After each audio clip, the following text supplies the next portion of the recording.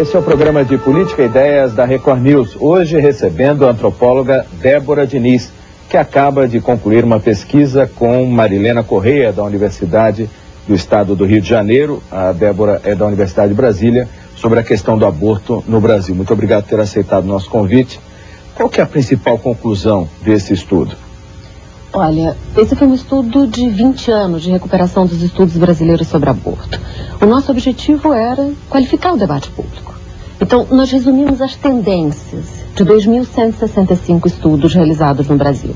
E nós temos agora um perfil do que os estudos permitiram mostrar de quem é a mulher que aborta. Ela é uma jovem mulher, entre 20 e 29 anos. Ela já tem filhos, o que é um dado muito importante para a reflexão. Ela é católica na sua maioria.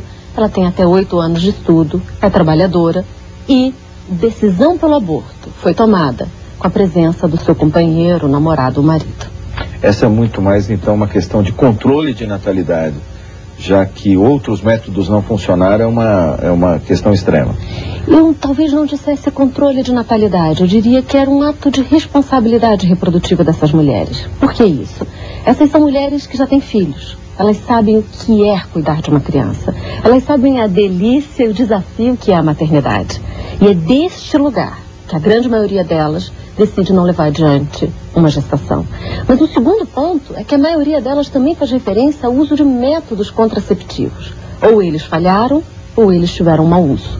Mas isso reafirma que ela não queria aquela gestação naquele momento. Esse trabalho acompanha uma evolução toda dessa questão que já se tornou uma questão de saúde pública por uma indicação do próprio Ministério da Saúde. Exatamente. Quando nós acompanhamos 20 anos, o nosso objetivo era poder indicar o que já sabemos e permitir, ao qualificar o debate público, um deslocamento das nossas certezas morais, religiosas, sobre o que deve e como deve ser decidido o aborto e para o debate da saúde pública e dos direitos humanos. É aqui que o aborto tem que ser discutido, e não no campo das nossas convicções morais privadas. Religião é algo muito importante, mas para as nossas associações, e não para a esfera das regulamentações de políticas públicas. Agora, aquele perfil da jovem, que num determinado momento ali da sua adolescência acaba ficando grávida, independente da sua vontade, ela não é o preponderante dessa que aparece, né? A primeira gestação de uma mulher na adolescência, a finalização dela é o nascimento de um filho. É, na verdade, a segunda ou a terceira gestação, na maioria dos casos. Eu não estou dizendo que não haja aborto entre adolescentes na descoberta da sexualidade, mas esse não é o perfil. E por quê? O contexto da ilegalidade dificulta todo um processo de busca dos métodos e de alguma segurança nesses métodos. A gravidez na adolescência é um fenômeno entre jovens entre 17 e 19 anos. Elas ainda são muito jovens para conseguir sobreviver na ilegalidade. Portanto, esse é um fenômeno de jovens mulheres já seguras, informadas e esclarecidas do que querem. Isso é muito importante para o debate público. As mulheres não estão sendo enganadas sobre o que significa o aborto. Agora, não necessariamente estão procurando a forma mais segura para praticar isso. A ilegalidade não permite isso. Ela é insegura, insalubre, sobre a aura do pecado e da cadeia. Um estudo conduzido no Rio de Janeiro, com um grupo pequeno de mulheres que foram denunciadas à polícia, 40% delas foram pelos médicos que cuidaram delas no SUS. Então nós estamos falando de algo muito importante, como esse caso do Mato Grosso. Nós não podemos violar privacidade, confidencialidade e cuidado. Os prontuários são um documento de sigilo. No caso do Mato Grosso, são aproximadamente 10 mil mulheres que podem ser denunciadas ou foram denunciadas como praticantes de aborto ilegal. Ou seja, essas mulheres saíram do segredo de um cuidado médico. O dono dessa clínica poderia ser indiciado pela polícia. Agora, as usuárias, elas podem ser apenas mulheres em planejamento reprodutivo dentro da legalidade. E elas agora estão na mira da polícia e publicamente tendo que se justificar por que frequentavam aquela clínica. Vão ter que provar lá se fizeram um aborto. Então, há uma presunção de crime para 10 mil mulheres. Essa é a questão central do debate, quer dizer, mulheres que acabam optando por essa ação, de alguma maneira, podem ser punidas. Podem ser presas. A nossa pergunta é o seguinte: o principal dado no Brasil indica que 3,7 milhões de mulheres entre 15 e 49 anos já fizeram aborto em um momento da vida. Em termos muito simples, 1 em cada 15 mulheres. Todos nós conhecemos 15 mulheres. Uma delas deveria estar na cadeia se fôssemos cumprir o rigor da lei. São 4 milhões de mulheres na cadeia Acho que isso é absolutamente impensável. E sem contar que o Ministério da Saúde contabiliza ainda 2.000 mortes por ano de mulheres relacionadas à maternidade. Pode ser provocado por um aborto mal feito ou não, né? Exatamente. Um aborto em condições precárias. Alguns estados do Brasil e algumas cidades, por exemplo, como Salvador, é considerado em alguns estudos entre a primeira e segunda causa de morte materna, a tentativa de aborto em condições inseguras. Esses abortos totalmente precários, porque desde a famosa agulha de crochê até o chá e essas coisas assim, isso aparece na pesquisa? Isso aparecia muito nos anos 80 e 90. Com a entrada do medicamento ilegal, que ficou chamado por Citotec, que era o seu nome de fantasia, mas o princípio ativo é o misoprostol, o cenário dos chás, da babosa, das agulhas, sai e entra subdoses do misoprostol associadas à internação no SUS. Há países como Cuba, em que um programa de aborto legal ele é integralmente feito em casa com o uso do misoprostol em condições seguras e doses pré-estabelecidas. O Brasil, certamente, o misoprostol hoje é um medicamento no mercado negro das drogas ilícitas, bastante rentável. Então essas mulheres compram e usam subdoses, quando não doses adulteradas.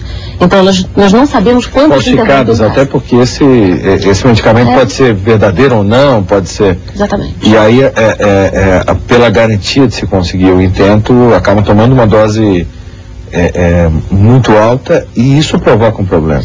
Ou o contrário, elas usam doses menores, inclusive para economizar. São mulheres muito pobres.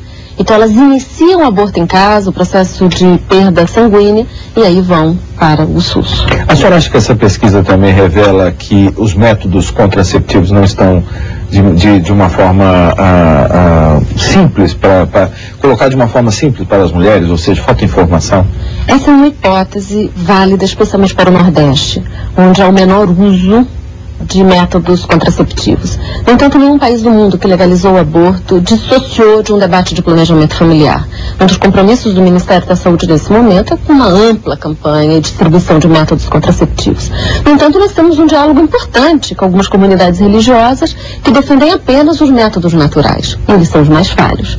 Então, um debate sério sobre aborto é um debate sobre políticas públicas e crenças religiosas. A senhora espera que esse estudo provoque o debate na sociedade, estimule o debate que já vem sendo estimulado pelo Ministério da Saúde. Mas agora essa informação, que o próprio ministro considera uma informação segura, do estudo que a senhora e Marilena Correia realizaram da UERJ, essas informações podem sedimentar esse debate? Sem dúvida nenhuma. Nós temos um divisor de águas agora no debate sobre aborto no Brasil, antes e depois desse relatório. Não há como fazer afirmações das quais não temos evidências. Não temos nenhum estudo no Brasil que diga que as mulheres se arrependeram, por exemplo. Então essa é uma pergunta que não pode estar no debate público. O debate público caminha por evidências científicas. E esse debate, a senhora acha que deve ser conduzido de que maneira? Com as entidades religiosas que são contra? Sem dúvida, elas são entidades representativas da democracia. Agora, o desafio é que as nossas leis têm que representar o pluralismo, a nossa diversidade religiosa e moral, e não apenas algumas comunidades com força no poder político. O Congresso tem um foco de resistência a esse debate, tanto é que agora tenta instalar uma CPI por causa desse caso do Mato Grosso. Sim, na verdade o Congresso Nacional ele é um espaço legítimo dessa diversidade moral, só que o seu compromisso, eu repito, deve ser com a neutralidade religiosa do Estado. Agora, a questão do uso do medicamento não abre outro flanco de debate? Quer dizer, uma coisa que está aí, é claro que o medicamento é proibido no Brasil, justamente porque provoca o aborto, mas ele acaba entrando e acaba criando uma rede de tráfico, ou seja, provavelmente o mesmo traficante, muita gente diz isso, que o mesmo traficante que vende droga, vende aquele medicamento, e impõe isso à mulher. Esse também não tem que ser um debate? Sem dúvida. Por isso que quando falamos que o aborto agora é uma questão de direitos humanos, é isso. Essa mulher não quer uma gravidez. Ela agora vai ser usuária do tráfico de drogas? Esse é um deslocamento perigosíssimo. A legalidade não vai obrigar nenhuma mulher a abortar. Mulheres com suas convicções religiosas vão continuar mantendo uma gestação planejada ou não. E algumas outras mulheres vão poder interromper em condições seguras, informadas, esclarecidas. Nós estamos conversando aqui na Record News com Débora Diniz, antropóloga da Universidade de Brasília, que acabou de concluir, junto com Marilena Correia, da Universidade Estadual do Rio de Janeiro, o estudo Aborto e Saúde Pública, 20 anos de pesquisa no Brasil. Nós voltamos daqui a pouco, Record News, jornalismo 24 horas de plantão.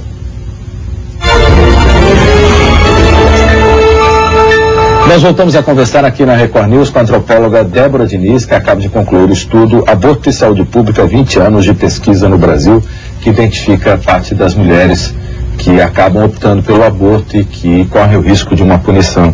Essa mulher casada, essa mulher que já tem filhos, essa mulher, ela se expõe para o debate, ou seja, ela aparece?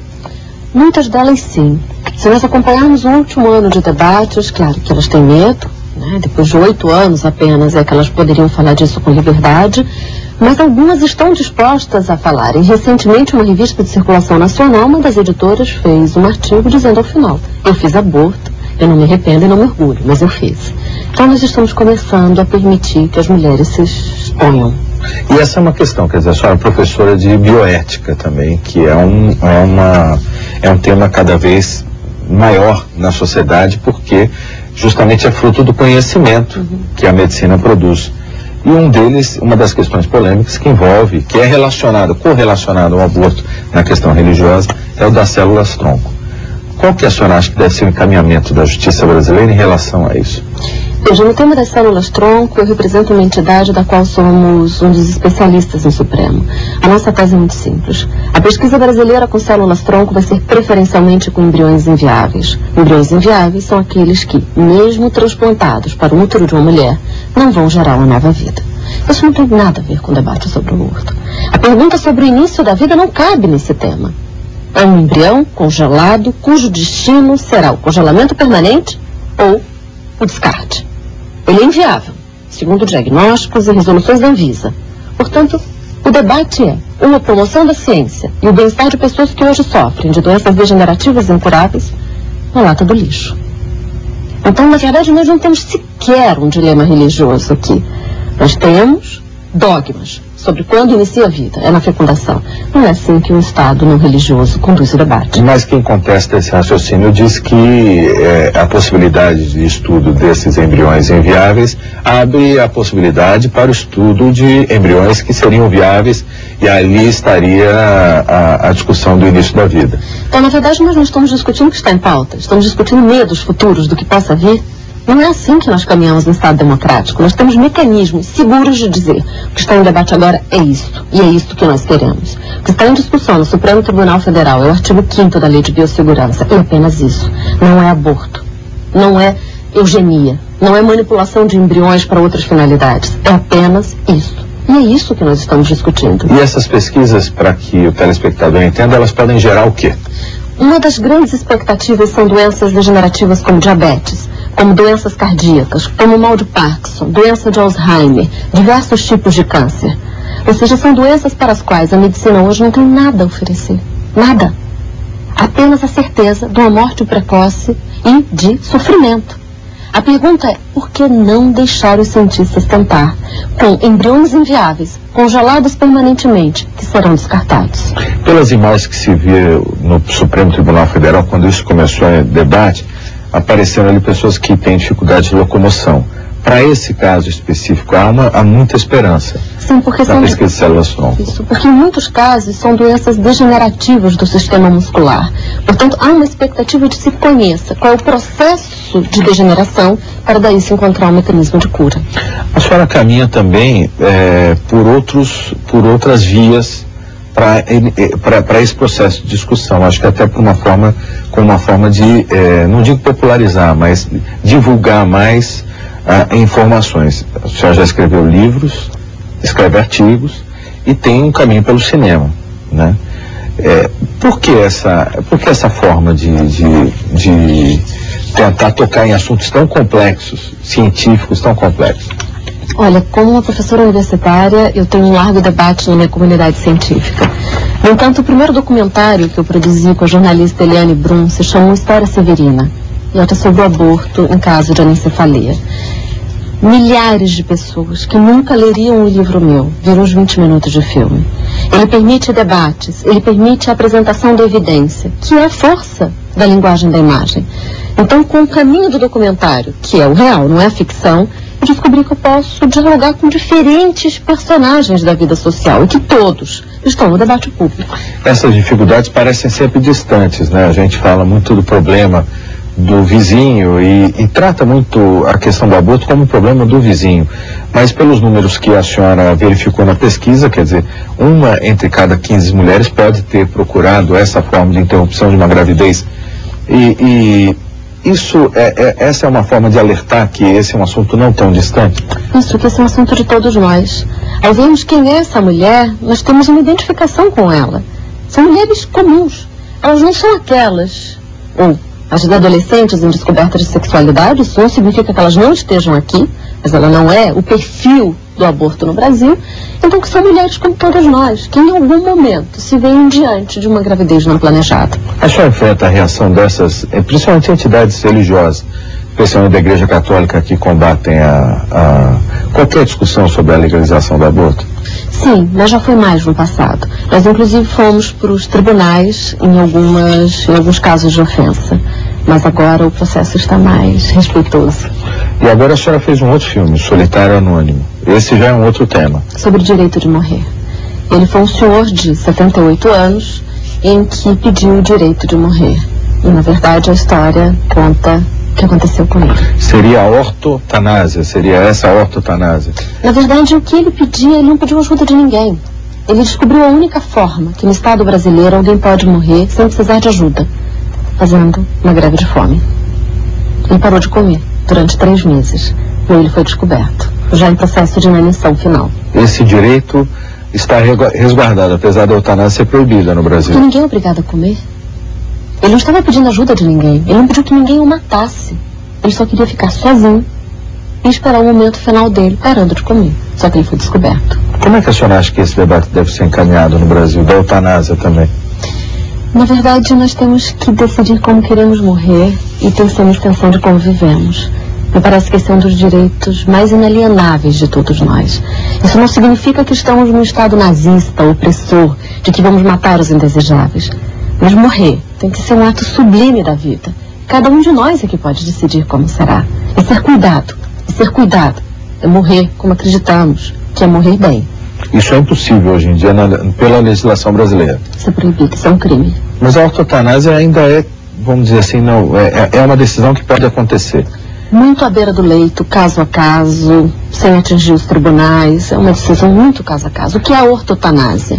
Que me parece, em termos mais claros ainda, é alguém que está entubado permanentemente, ou alguém da qual a medicina não tem nada a oferecer e que diz: eu não quero mais nada, me deixe em paz, me deixe ir para casa morrer com a minha família, me deixe tomar uma taça de champanhe antes de morrer, não me trate mais. Isso é permitido caso a caso. Que é um caso diferente da morte cerebral. Que é um caso diferente da morte cerebral. Morte cerebral, a pessoa não tem mais retorno, ela não consegue mais nem se expressar.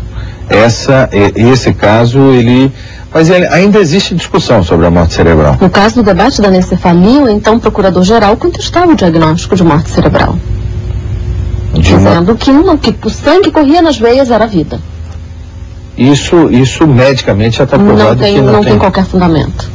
Mas a legislação permite, hoje em dia, a retirada de órgãos em casos de morte cerebral, porque o sujeito é definido como morto. E isso houve uma contestação na justiça.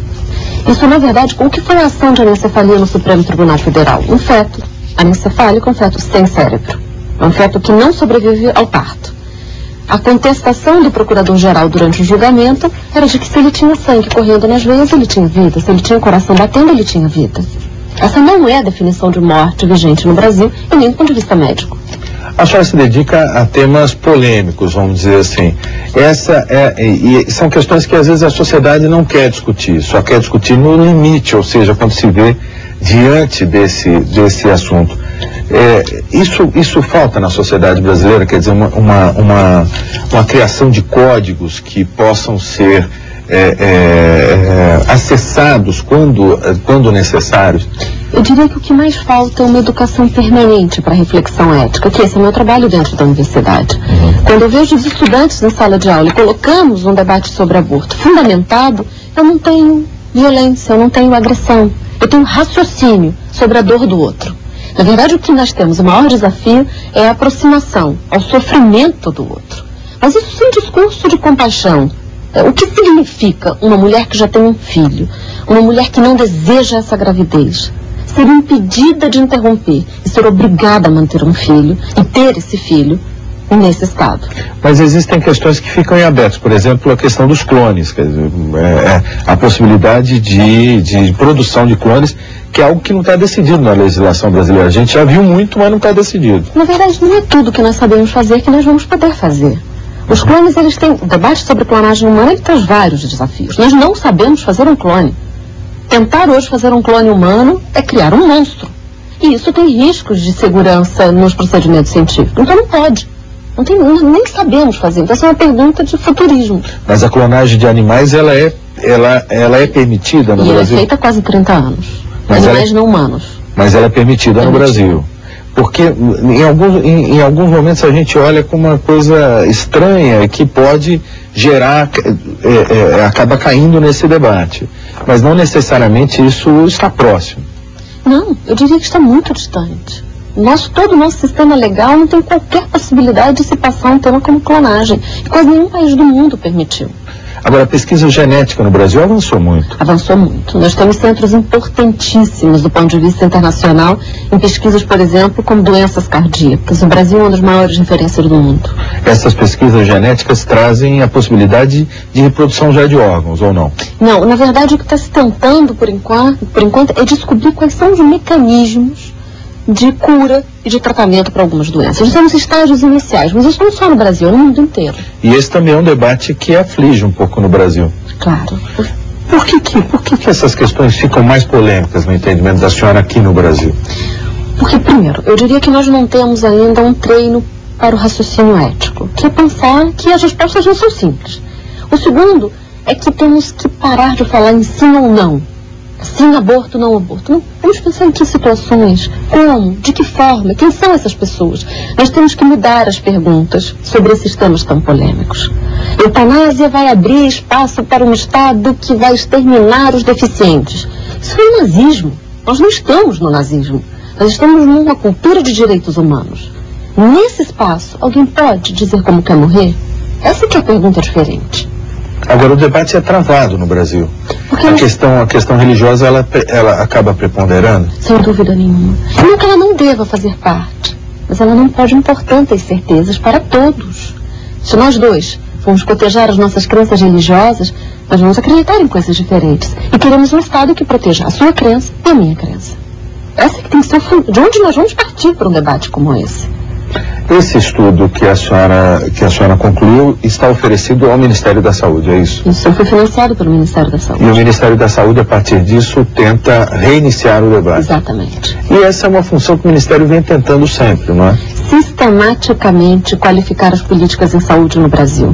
Isso é uma medida absolutamente original, importantíssima, que é o diálogo estreito com as universidades. Ou seja, o debate público ele é fundamentado na pesquisa que as universidades conduzem. E essa pesquisa, a senhora acha que vai ser aceita para a conclusão desse debate, pelo menos momentaneamente? Porque existe, é claro, uma intenção muito grande do Ministério da Saúde de abrir esse debate constantemente. E existe uma outra intenção, como, por exemplo, de alguns deputados que pretendem levar a uma CPI as mulheres que apareceram nessa clínica do Mato Grosso, de encerrar o debate de uma forma... A senhora acha que ali existem informações para abrir esse debate? Sem dúvida nenhuma. E quem quiser encerrá-lo de maneira violenta vai ter que apresentar contraevidências. Isso não é fácil. O outro ponto é o número de mortes que é elevadíssimo. O número de mulheres que abortam, nós estamos falando de 3,7 milhões de mulheres. Isso não é pouca coisa. Como eu disse, 1 em cada 15. E isso de alguma maneira pode construir um raciocínio que leve as pessoas a admitir, porque na realidade já existem sistemas legais que acabam não punindo essas mulheres. Por exemplo, aqui em Brasília, a promotoria não necessariamente processa, permite processos e entende quando os médicos não denunciam mulheres que acabam sendo vítimas do aborto. Esse não é um caminho que já está instalado? Sim, nós podemos dizer que pode haver uma certa solidariedade à beira do leito. No entanto, um Estado que reconhece direitos, como esse, que vai ser um direito ao aborto, ele não pode se basear na solidariedade de um médico ou de um promotor. Nós precisamos de garantias legais para todas, indiferente das convicções do promotor ou do médico que as atendam. Isso muito raramente acontece. Sim. Hoje em dia. Um cenário como o de Brasília, do Distrito Federal, é um cenário muito raro no Brasil. Mas já existem outros estados que acabam fazendo isso. Sim, mas foi uma iniciativa pioneira do Distrito Federal. Agora, existe um outro projeto polêmico também, que é um chamado uma indenização para a mulher vítima de aborto. O que a senhora acha de uma discussão ser levada para esse... Isso foi chamado, talvez ironicamente, de bolsa estupro. Bolsa estupro. Não é? Então, o que diz o projeto? Que as mulheres que foram violentadas e que não interrompessem a gestação, que essa está prevista pelo Código Penal, elas receberiam uma bolsa, que seria de um salário mínimo, até que a criança fizesse 18 anos. Veja a ironia dessa proposta. Nenhum programa de transferência de renda no Brasil, exceto o benefício de prestação continuada, transfere um salário mínimo.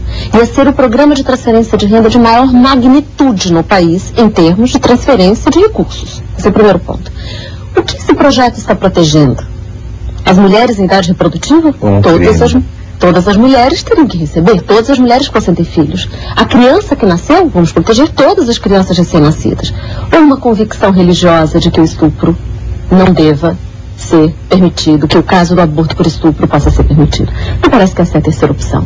Nós vamos falar em nome de um novo direito para garantir uma convicção religiosa. Isso sim é que não pode ser permitido. A senhora acha que os estudos ou os filmes acabam atingindo o maior número de pessoas? Os filmes, sem sombra de dúvida. O estudo serve para fundamentar o debate de quem quer entrar no debate. E a mim mesma para conseguir montar os roteiros dos filmes. Saber o que é que está no mundo real que me permite contar uma história. Mas sem sombra de dúvida são os filmes. Para uma pessoa que dedicou tanto tempo à vida acadêmica, é difícil essa constatação. Mas também uma alegria quando a gente descobre um novo mecanismo de diálogo. Nós conversamos aqui na Record News com a antropóloga Débora Diniz, antropóloga e cineasta também, que acaba de concluir junto com Marilena Correia, da Universidade Estadual do Rio de Janeiro. A Débora Diniz é da Universidade de Brasília, o estudo Aborto e Saúde Pública, 20 anos de pesquisa no Brasil. É claro que esse estudo ainda vai provocar muita polêmica, a gente vai tocar nesse assunto aqui na Record News. Jornalismo 24 horas de plantão.